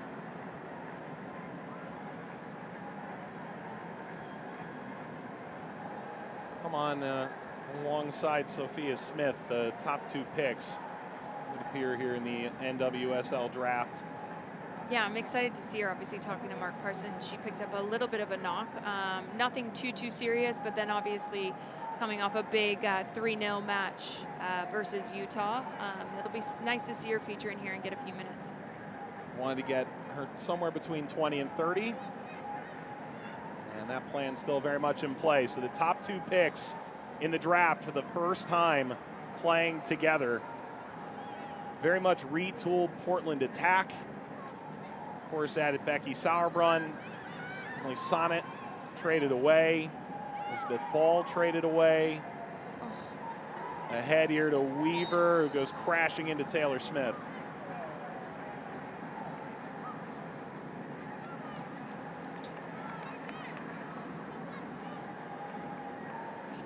my sound effects there. When I get excited, I'm like, ooh, come on, play it through. But no, again, Lindsey Horan here. I mean, her ability, just her movement and her engine on her. I read an article, I think it was before the last Women's World Cup, and one of her coaches said, you're out of shape, you need to drop weight. And she was like, excuse me? But look at her, she covers every inch of this grass. She's fit, she's physical, she can play defense, she can play in the attack, but then her ability on the ball, her skill set, it's mesmerizing at watching her play, and her ability just to see those passes, splitting them to the center back. It's a good concept there, but clipped away. They don't call her the Great Horan for nothing. Physical collision at the end line.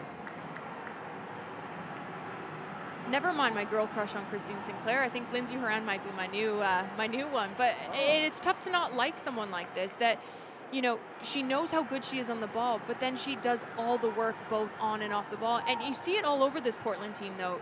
To be fair, I mean, Lindsey Horan, Angela Sainham, Rocky Rodriguez, Klingenberg, Westphal. I mean, they're all up and down the pitch, covering in gaps, and this is what makes them so successful. I mean, they've scored 6 goals in 2 matches and conceded none so far. I don't want to have the curse of the commentator, but they're just willing to work for one another. Sprinting off into the corner. Spencer not going to get by Hubley. But again, much better from Spencer. I'd rather see her do this than try to whip in a cross that's never going to make it, or get a ricochet out for a throw in. At least they're going to get a set piece from this. So again, she's had 2 or 3 bad giveaways in the final third. So this is much better from her, and hopefully see this a little bit more.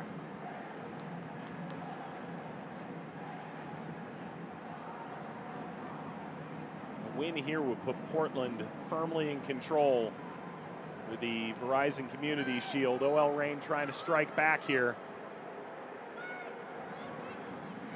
Spencer dances by, went near post. Did that get a touch? It was going off target, it appeared. Eckerstrom did indeed put a fingertip to that, help knock it aside. Corner. Again, so much better from Jasmine Spencer, just being a little bit more patient in that final third. Cruz against Smith. Lobbed over the top. Header is in. It's Balser. Balser continues to score at a high clip for OL Reign. And it's a 2-goal game.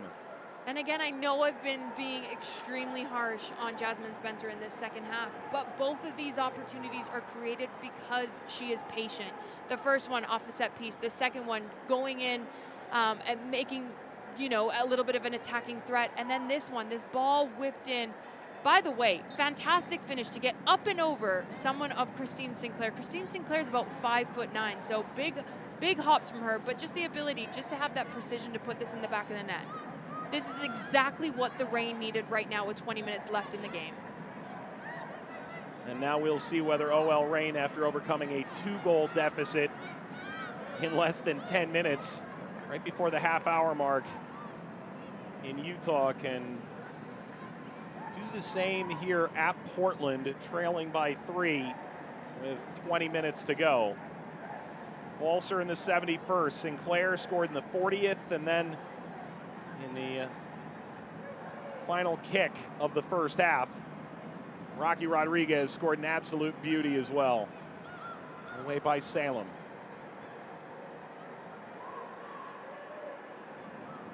Pushed ahead by McNabb.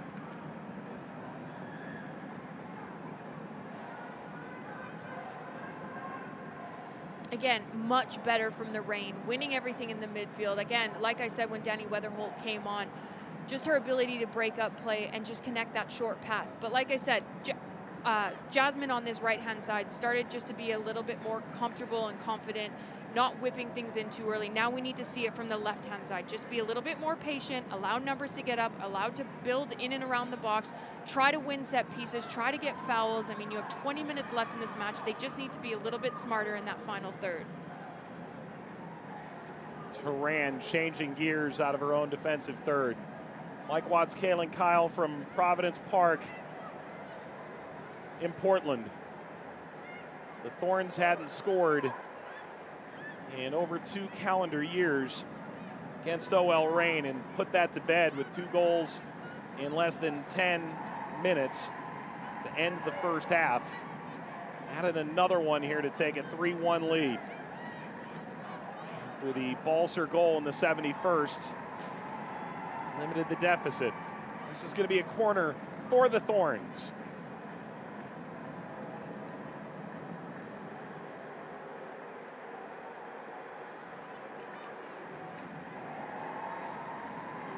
Portland team that said, really, as you look into this fall series, you want to build belief going into next year. It doesn't necessarily mean results, but confidence, building the team you want. Right now they have a chance to do both. Salem. Mangiz.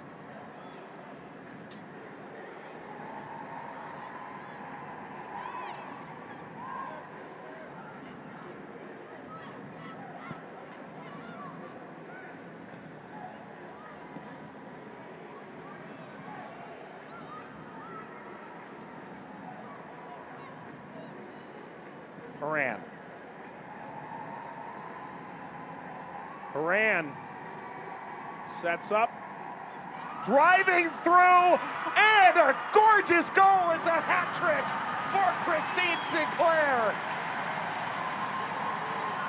Oh my goodness, this is absolutely brilliant. I mean, age is just a number. Christine Sinclair is literally aging like a fine wine. She makes this look so easy. Lindsay Horan, we usually see her on that left-hand side. She's over on the right-hand side. Her patience and her ability. You see Michelle Beto shaking her head, but look at this. Gets this to her left foot, finds Christine Sinclair, a little touch around the defender, and she goes, you know what, I'm just gonna take this myself, slot this one past. But it's this, the ability to have a bouncing ball down, get it down on the turf really quick, take it across with your right foot, and then get around another defender, and then just have the class to put this past Michelle Betos. Michelle Betos is one of the better goalkeepers in this league, and she made that look easy. Turned 37 right before the Challenge Cup began. You never put a lady's age on air, come on. I'm just wondering whether we can get to 6 World Cups. It just continues. I'll wheel her out there if I need to. A hat trick against OL Reign from Christine Sinclair.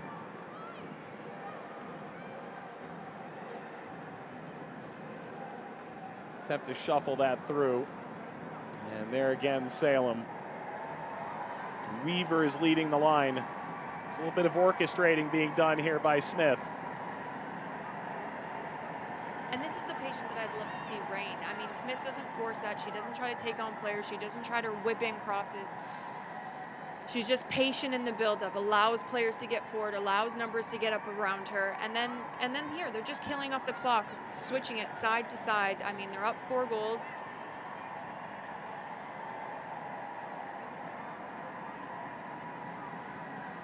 By the way, Sinclair's 3rd hat trick in all NWSL competitions. Mentioned in the first half, scored a hat trick in 2019 against Chicago.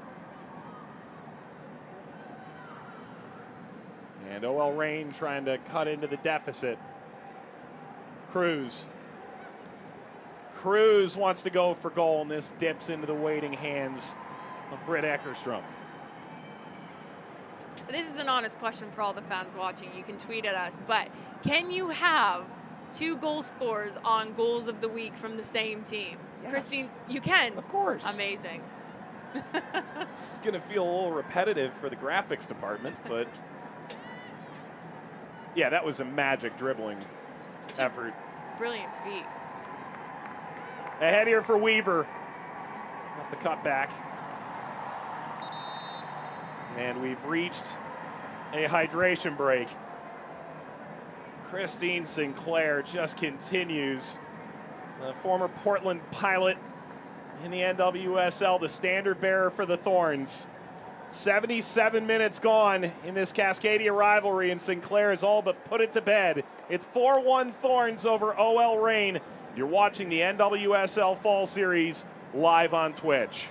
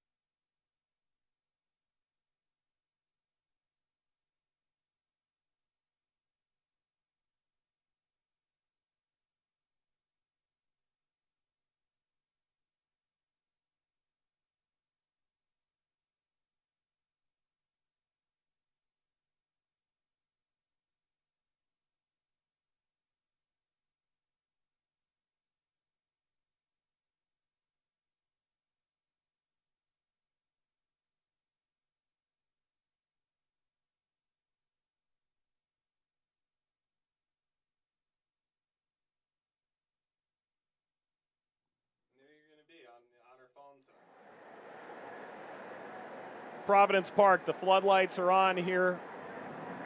Certainly, if there could be fans, this place would be rocking.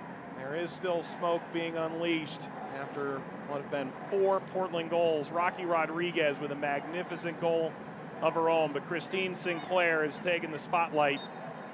The amount of roses that Christine Sinclair would be taking home back to her house would be alarming from the supporters. Her house would be smelling fresh. 3rd NWSL hat trick, mentioned that a moment ago. July of 2014, a 6-3 win against the Boston Breakers. Last year, a 4-4 draw in April against the Chicago Red Stars. Only Sam Kerr has scored more hat tricks in NWSL competitions than Sinclair. Kerr has 4.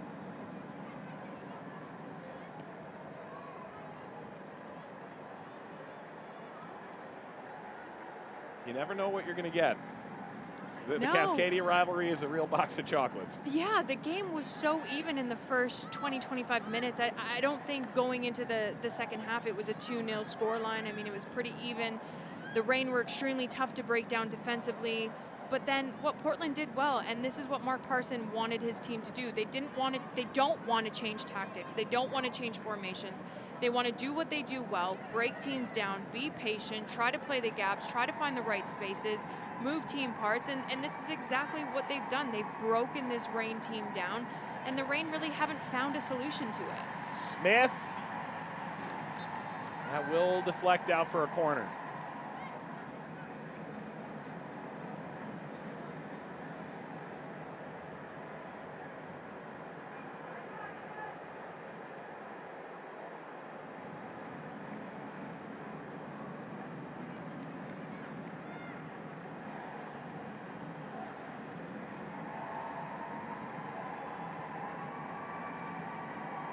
Klingenberg awaits.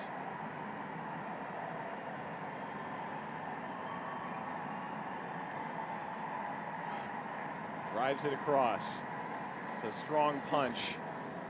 That would have been something magical from Pogarsh. Pogarsh slides in here and stymies the counter. And on the dead ball, 3 changes for OL Reign will complete their allotment.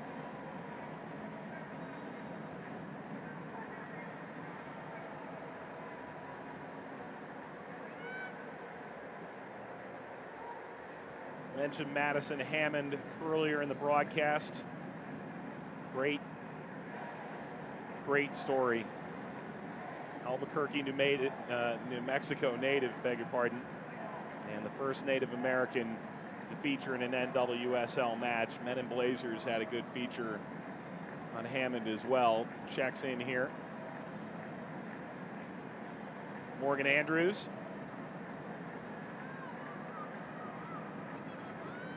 Places Bethany Balser, who grabbed a goal in the 71st minute. She's now scored in both games. Nile comes on as well.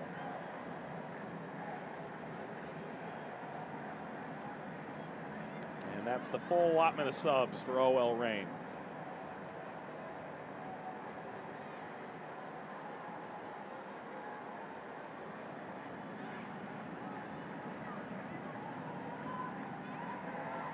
Leading ball here for Portland. They continue to look for more.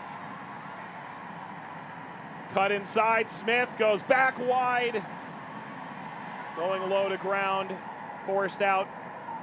Betos again under siege.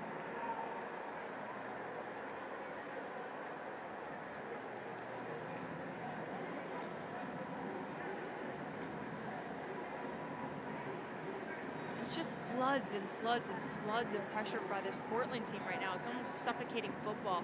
But again, Sophia Smith, Sophia Smith. I was thinking about my other Canadian that I used to play with. But the ability of her to be able to have this confidence to take players on 1v1. Service here, and boy, Betos has to jump back on it. To take players on 1v1, to see someone like a Lindsay Horan driving into this box. I mean, She could have had the opportunity to play Horan, but she decided, you know what, I'm going to go myself here. And what I love too is Lindsey Horan didn't throw her arms up, wasn't like, why didn't you play me? Gave her a little clap, well done, go again next round. And this is why this Portland team is so dynamic in the attack, because they have so many different threatening abilities moving forward and players supporting one another, whether or not they take the shot or whether or not they play it across. Emily Ogle checks on here for Portland. They have now used all 5 of their substitutions.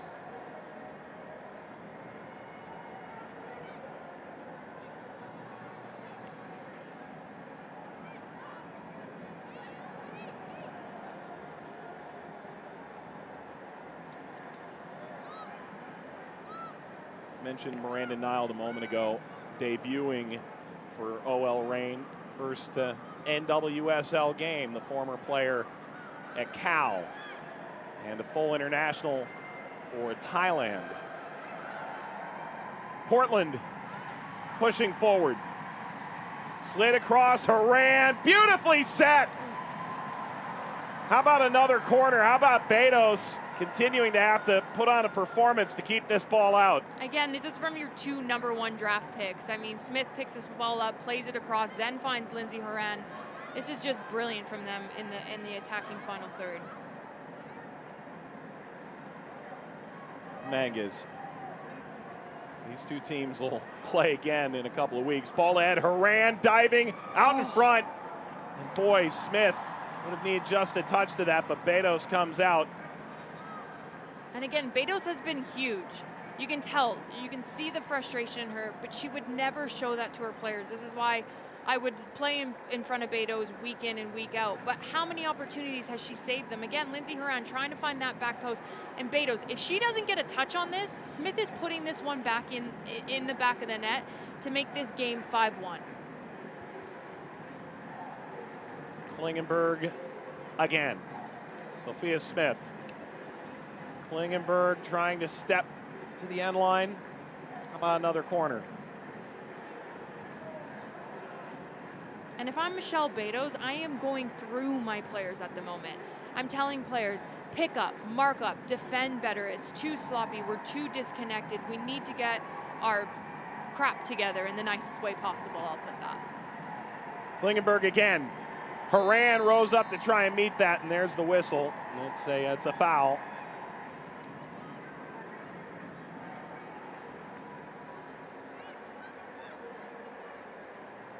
If you're OL Reign, you've had to play a couple games in short order here. Get a little bit of a breather over the weekend.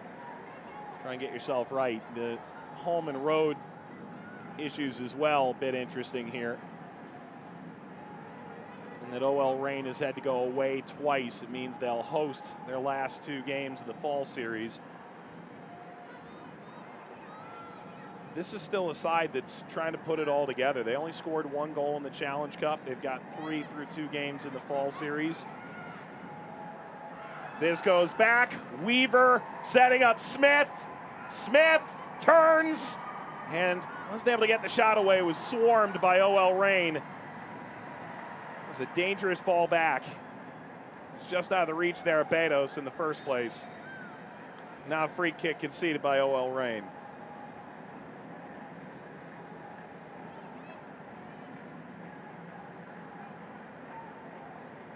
Relentless from Portland. Horan slicing this across the face of goal. And this slid up and over. McNabb there, another corner. Yeah, and the Reign players at the moment are thinking, how can we stop the bleeding? And that's what it comes down to. It comes down to pride at the end of the day. You want to showcase your skill. You want to showcase why you want to be here. But right now I'm seeing a lot of players walking. I'm seeing a lot of players not picking up players. I'm seeing a lot of people being reactive instead of proactive. When you're down 4-1 in the 87th minute, I want to see players shouting at one another. I want to see players like a Danny Weatherholt here. We got this. We can keep going. We can keep driving. But right now we're just seeing a lot of players heads down. By the way, you may have thought that was a lengthy amount of time before the corner was taken. Klingenberg went to the wrong side of the field. Time wasting, I love it, smart. Plenty of movement here. Klingenberg aimed for Rodriguez.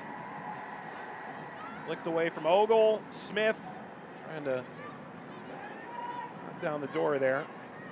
And again, coaches are going to look at games like this. What players went the full 90? What players put in 100% effort? What players gave up? Because Reign have lost, I think it's 7 players, 7 massive players to their team. I read it out earlier. Fishlock, Rapinoe, Catley, Barnes, Lynn Williams, and Jody Taylor. He wants to see what players are willing to step up, what players are willing to have that mindset that I can play in the NWSL, that I can bring something to this team, whether or not they're starting or whether or not they're coming off the pitch.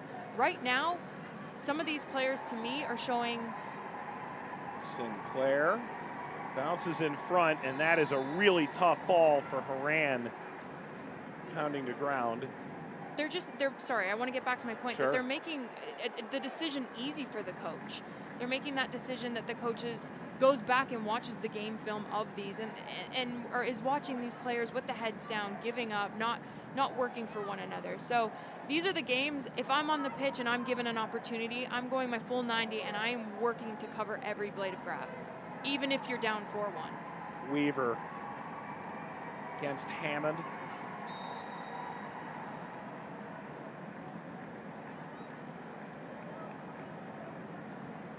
Too much that time around. Morgan Weaver out of Washington State. 15 goals her senior year, was the second pick. Mentioned earlier, back-to-back top 2 picks in the draft for Portland. Horan gives chase, but appeared to catch her hand.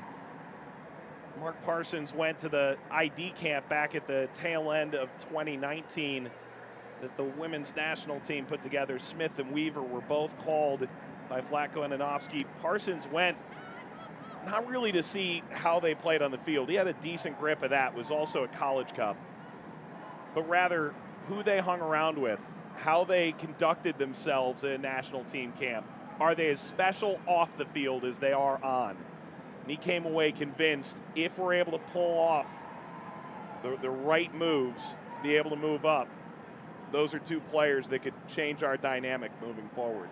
Yeah, and especially now, coaches have so much more than a job just to put out tactics. They have to manage players. They have to know what works, especially with women.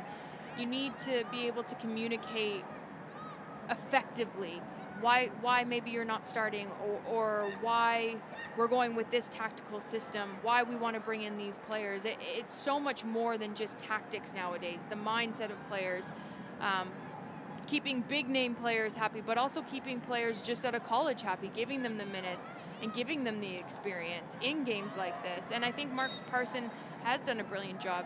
You hear him speak all the time in interviews, and even us speaking to him prior to this match, he's inspiring. He really reminds me of a John Herdman in a way. He wants to push players forward. He wants to advance them, and he doesn't care if you're a World Cup winner or straight out of college. He's going to give you an opportunity, and if you take that opportunity and you run with it, he's going to give you playing minutes, and that's a coach that you want to play for. One high up the field here by Portland, and Weaver again looking for the exclamation point. How about Sinclair chasing this? Just about a minute to go in stoppage time. Ball floated ahead for Horan. If you're Mark Parsons, you're probably going to walk away saying this is Portland Thorns soccer, no question. For OL Reign, they're going to have a little bit of work to do going forward. They've fallen behind by multi-goal margins in both of their fall series games. And yet, in the early going, this game could have been so very different. Yeah, it's just momentum changers. I mean, the first goal was, granted, amazing build-up, fantastic finish, and defensively, Reign broke down. But then you look at the second one that led to the PK going into the locker room with 10 seconds, and it's sloppy defending. Your attacker is faced away from the goal. She's on the furthest point of the box, so she's not in a goal-scoring opportunity, and her back's turned towards net. There's no reason to dive in and foul there.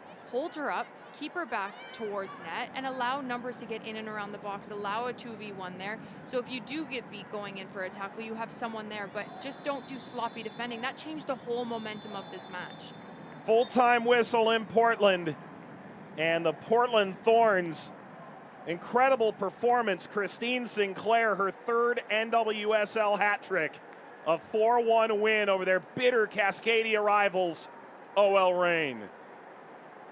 And Sinclair proves again, age is just a number.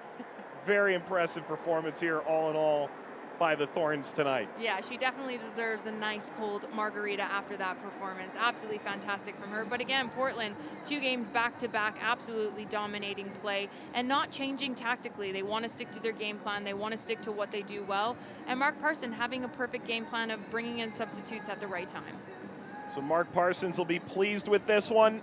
And they got to play again. They are top of the standings now, 2 wins in 2 games. We'll wrap this one up with a look at full-time highlights when we return to Portland after this. You're watching the NWSL Fall Series live on Twitch.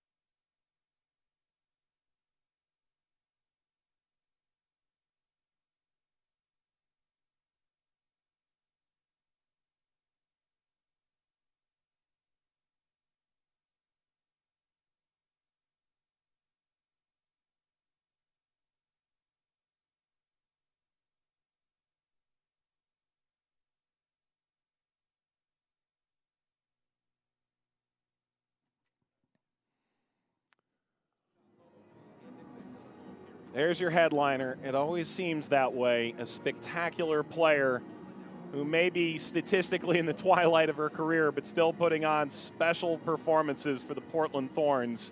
Christine Sinclair drops 3 goals against OL Reign, and it's all applause in the Thorns huddle after this one. With Kalen Kyle, Mike Watts, we take a look at the full-time highlights from this game and the standings before that. It is 2 wins in 2 games for Portland Thorns. They are now top of the NWSL Fall Series standings. If they pick up another win and some help, they could seal up the Verizon Community Shield, but it may take 2 more results to get it done. And well-deserved as well. I mean, Portland Thorns double back-to-back games of stellar performances. I mean, goals on goals on goals coming from different people. Obviously, Christine Sinclair netting 3 today, but well-deserved to be top of the table right now. And, throws a pinky in there, too, for good measure. Let's take a look at the highlights and show you how she continued to pour on more goals as she has throughout her career. This, I think, was the momentum changer. That great save by Eckerstrom on Balser changed everything. Yeah, and she made this look easy, but this is world-class from a close distance. Power behind this, gets her bottom hand and just tips this up and over the bar. Absolute game changer. And again, Rain came out and they were really dominant in the first half. And then obviously we saw that PK that we'll see here in the highlights coming up. Here's the opening goal of this game. Comes in the 40th minute. Great build-up. Haran finds Sinclair. That's money. Yeah, and it is money. But it's Lucy for me. I mean, she pops up the front, and you see this big space that she leaves Lindsay Haran. And Lindsay Haran does what she does best, gets her head up, finds Christine Sinclair. And Christine Sinclair is not missing from this spot. So Christine Sinclair bags yet another. She would get another chance from the penalty spot because Simone Charlie brought down by Taylor Smith. Yeah, and Charlie's been fantastic these last 2 games. Her ability to take players on 1v1, but it's sloppy defending for me. I mean, she's not in a goal-scoring opportunity, but then who steps up? Christine Sinclair. She's never missing from this spot. I mean, going right, going left. It's a goalkeeper's guessing game. And the onslaught continued. Rocky Rodriguez. Goodness, you don't strike it better than this. Are color commentators allowed to vote for goal of the week when it comes on Twitter? Because this, for me, is absolutely goal of the week. But again, it comes from Charlie. Brilliant cross in with that left foot. And she makes no mistake. What I love is she takes this off the volley and doesn't take a touch.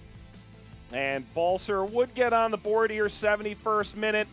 And make it a 2-goal game. Yeah, and this looked much better from the Rain. More patient in that final third. Got a brilliant cross in and finished it. But Portland just could not be stopped again. Lindsay Haran finds Christine Sinclair. Christine Sinclair goes, you know what? I'm going to do this thing by myself. But again, Lindsay Haran coming up that right-hand side. She switched from the left over to the right. And Christine Sinclair goes by 2 defenders and slots this one past Betos with just a precision finish. It sounds like we said goal of the week a lot, but there were a lot of them. And Christine Sinclair, a bouquet of roses for all that work. You're right. It's going to be fresh in the house coming up the next few days. And handing some out as well. She's giving them away right now. Nadine Unger not interested. We've got plenty coming up on the weekend. We're going to have Sky Blue Washington, 12:30 p.m. Eastern Time Saturday. CBS Sports Network has Utah, Portland, 10 p.m. Eastern Time from Utah Sunday. Houston, North Carolina here on Twitch as well. For our wonderful Vista WorldLink team led by producer Andrew Firestein, director Gage Tillotson, Awana Swahe, and Kaylin Kyle alongside Mike Watts saying thanks for watching. Portland, very impressive. So long, 4-1 winners. Good night.